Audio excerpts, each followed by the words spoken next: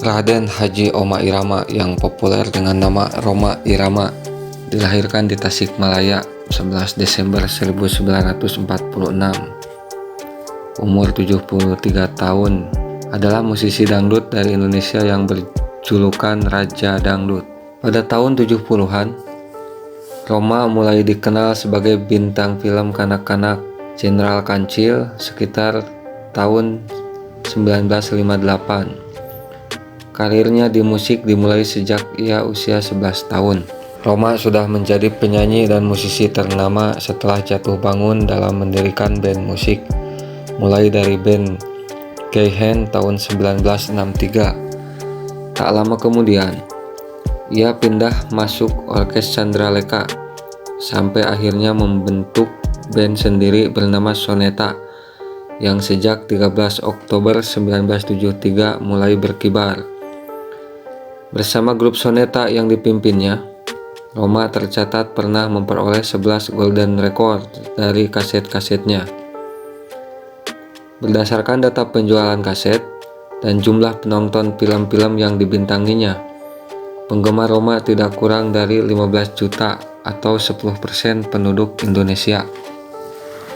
Ini catatan sampai pertengahan 1984. Tak ada jenis kesenian mutakhir yang memiliki lingkup sedemikian luas, tulis majalah Tempo 30 Juni 1984. Sementara itu, Rhoma sendiri bilang, "Saya takut publikasi. Ternyata saya sudah terseret jauh." Rhoma Irama terhitung sebagai salah satu penghibur yang paling sukses dalam mengumpulkan massa. Rhoma Irama bukan hanya tampil di dalam negeri, tetapi ia juga pernah tampil di Kuala Lumpur, Singapura, dan Brunei Darussalam dengan jumlah penonton yang hampir sama ketika ia tampil di Indonesia. Sering dalam konser Rhoma Irama, penonton jatuh pingsan akibat berdesakan. Orang menyebut musik Rhoma adalah musik dangdut, sementara ia sendiri lebih suka bila musiknya disebut sebagai irama Melayu. Pada 13 Oktober 1973, Rhoma mencanangkan semboyan Voice of Muslim atau Suara Muslim yang bertujuan menjadi agen pembaru musik Melayu yang memadukan unsur musik rock dalam musik Melayu serta melakukan improvisasi atas aransemen, syair, lirik, kostum, dan penampilan di atas panggung.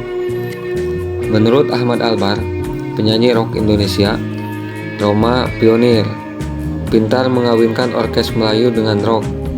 Tetapi jika kita amati, ternyata bukan hanya rock yang dipadu oleh Rhoma Irama, tetapi musik pop, India, dan orkestra juga. Inilah yang menyebabkan setiap lagu Rhoma Irama memiliki cita rasa yang berbeda. Bagi para penyanyi dangdut, lagu Rhoma mewakili semua suasana, ada nuansa agama, cinta remaja, cinta kepada orang tua, kepada bangsa, kritik sosial, dan lain-lain. Mustahil mengadakan panggung dangdut tanpa menampilkan lagu Bang Rhoma, karena semua menyukai lagu Rhoma. Begitu tanggapan beberapa penyanyi dangdut dalam suatu acara TV. Rhoma juga sukses di dunia film, setidaknya secara komersial. Data PT Perpin menyebutkan hampir semua film Rhoma selalu laku. Bahkan sebelum film selesai diproses, orang sudah membelinya. Satria Bergitar misalnya. Film yang dibuat dengan biaya 750 juta rupiah ini, ketika belum rampung sudah memperoleh pialang 400 juta rupiah. Tetapi Rhoma tidak pernah makan dari uang film.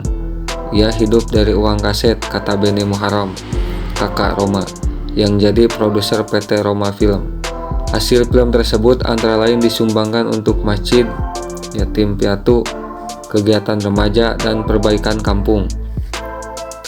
Ia juga terlibat dalam dunia politik. Di masa awal Orde Baru, ia sempat menjadi maskot penting P3 setelah terus dimusuhi oleh pemerintah Orde Baru karena menolak untuk bergabung dengan Golkar. Rhoma sempat tidak aktif berpolitik untuk beberapa waktu sebelum akhirnya terpilih sebagai anggota DPR mewakili utusan golongan, yakni mewakili seniman dan artis pada tahun 1993. Pada pemilu 2004, Rhoma Irama tampil pula di panggung kampanye PKS. Rhoma Irama sempat kuliah di Universitas 17 Agustus Jakarta, tetapi tidak menyelesaikannya. Ternyata belajar di luar lebih asyik dan menantang, katanya suatu saat. Ia sendiri mengatakan bahwa ia banyak menjadi rujukan penelitian. Ada kurang lebih 7 skripsi tentang musiknya telah dihasilkan.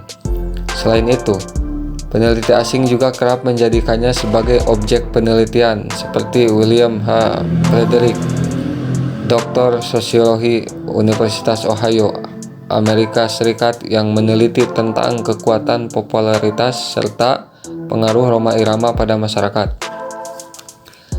Pada bulan Februari 2005, dia memperoleh gelar Doktor Honoris Causa dari American University of Hawaii dalam bidang dangdut.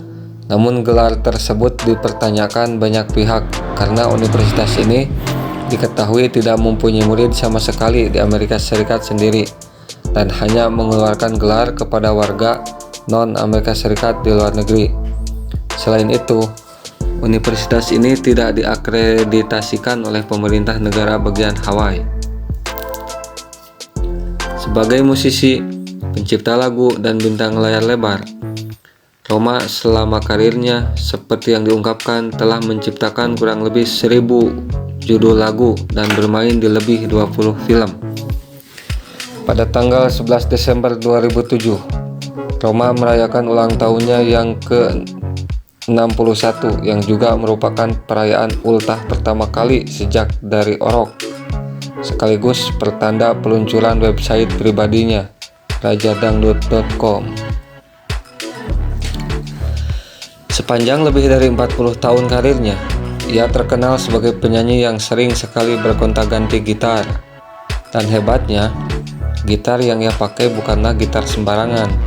Ketika musik dangdut masih dianggap kampungan, baik karena lagu-lagunya, gaya penyanyinya, maupun instrumen alat musiknya pada tahun 70-an, Rhoma Irama justru melawan anggapan tersebut yang ditandai dengan revolusi musik dangdut.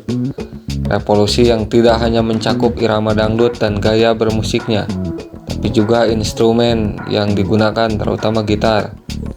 Sepanjang karirnya, Rhoma hanya menggunakan 3 merek gitar saja, yaitu Fender, Rickenbacker, dan Steinberg.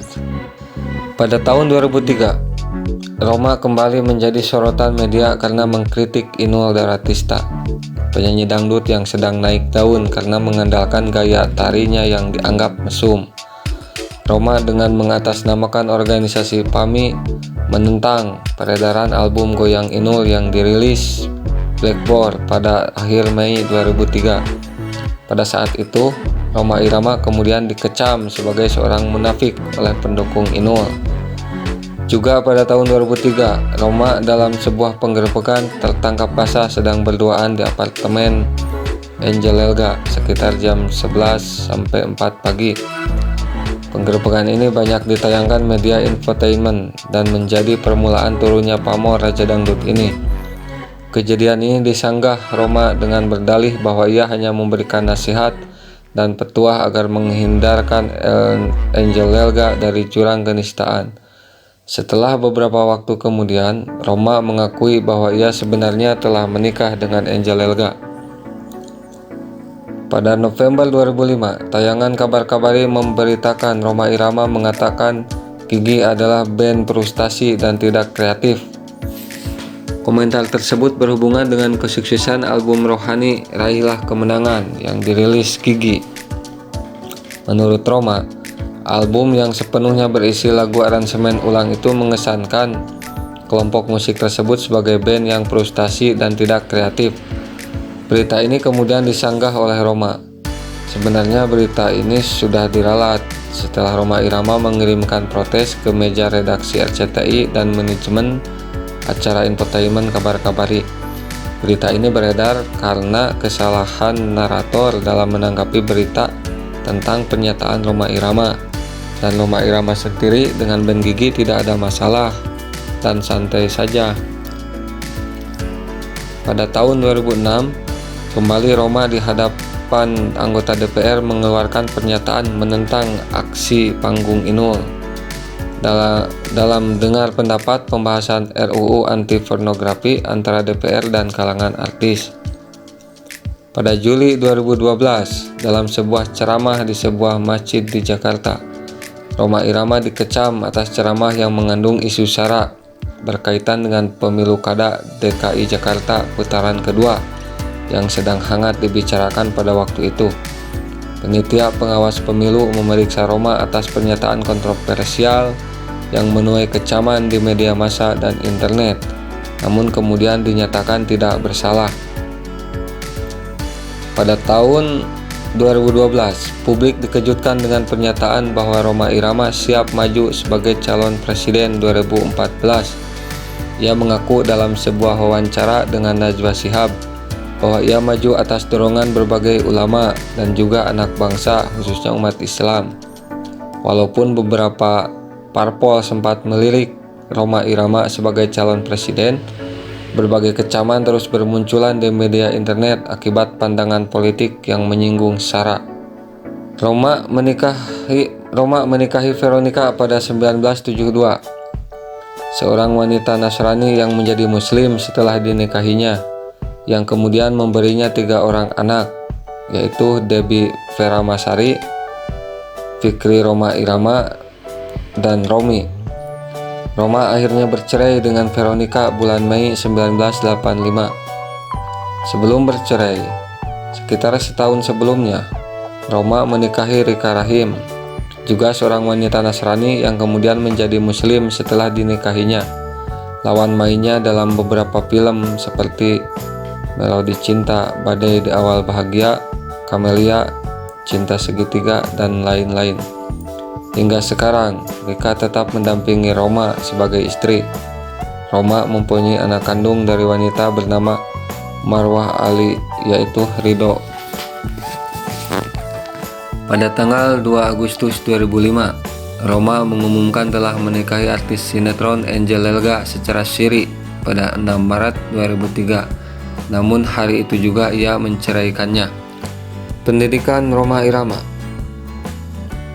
STN Kibono Manggarai, Jakarta, kemudian SMP Pondok 1, Jakarta, lalu melanjutkan ke SMA Saint Yosef Solo, dan terakhir Universitas 17 Agustus, Jakarta. Album pop Rhoma Irama di antaranya yaitu Jangan Kau Marah, Jangan Dekati Aku, Di Rumah Saja, dan lain-lain. Kemudian album Melayunya di antaranya berjudul Pelita Hidup, Kebinaria, Orkes Melayu, Usah Diganggu, dan lain-lain. Demikian biografi singkat Bang Haji Rhoma Irama si Raja Dangdut.